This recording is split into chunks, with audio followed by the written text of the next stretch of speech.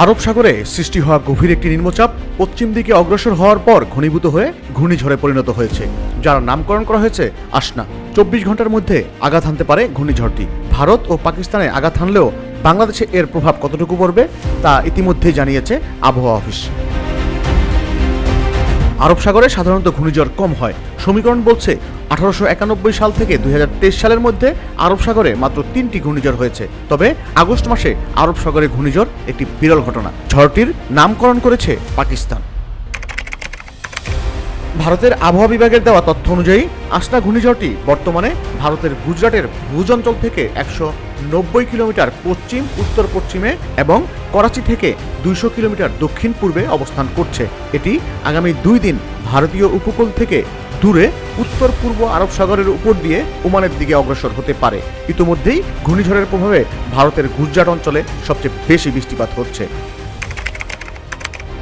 বাংলাদেশে এই ঘূর্ণিঝড়ের কোনো প্রভাব পড়বে কিনা এ বিষয়ে শুক্রবার রাতে গণমাধ্যমের সঙ্গে কথা বলেছেন আবহাওয়া অধিদপ্তরের আবহাওয়াবিদ মোহাম্মদ মনোয়ার হোসেন। তিনি বলেন, ভারতের গুজরাটে একটি ঘূর্ণিঝড় তৈরি হয়েছে। এটি উত্তর পশ্চিম দিকে গিয়ে মৌসুমী বায়ুর অক্ষের সঙ্গে কিছুটা মিলিত হতে পারে।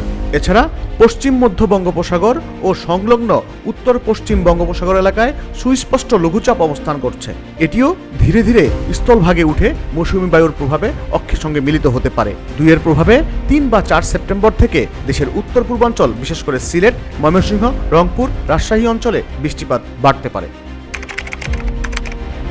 সাগরে নিম্নচাপের সময় বাতাসের প্রচণ্ড ঘূর্ণায়মান গতির ফলে সংঘটিত বায়ুমণ্ডলীয় উত্তাল অবস্থাকে সংক্ষেপে ঘূর্ণিঝড় বলা হয়।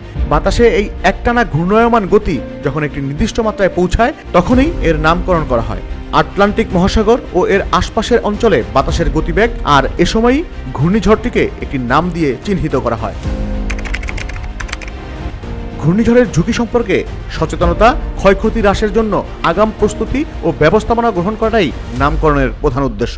সংশ্লিষ্ট অঞ্চলের জনসাধারণের কথা ভেবে তাদের সতর্কতার সুবিধার্থে নামটি নির্বাচন করা হয়। তারা যেন খুব সহজেই নামটি বুঝতে পারে এবং মনে রাখতে পারে, সেদিকে যথেষ্ট খেয়াল রাখা হয়। এতে নির্দিষ্ট অঞ্চলের সতর্কতা জারি করার সময় সহজে দুর্যোগের তীব্রতা বোঝানো সম্ভব হয়। ঘূর্ণিঝড়ের নামকরণের আরও একটি কারণ হচ্ছে দুর্যোগ ব্যবস্থাপনার জন্য প্রয়োজনীয় গবেষণা। একই সময়ে একাধিক ঝড় সক্রিয় থাকলে বা আগে কোনো দুর্যোগের সঙ্গে পার্থক্য করার ক্ষেত্রে আলাদা নাম সুবিধাজনক। এ সময় তথ্য সংগ্রহ ও সংরক্ষণের অনাকাঙ্ক্ষিত বিভ্রান্তি এড়ানো সম্ভব হয়। এমনকি ট্র্যাকিং ও পদ্ধতিগত দিক থেকে উন্নয়ন সাধনের জন্য নামকরণের বিকল্প নেই।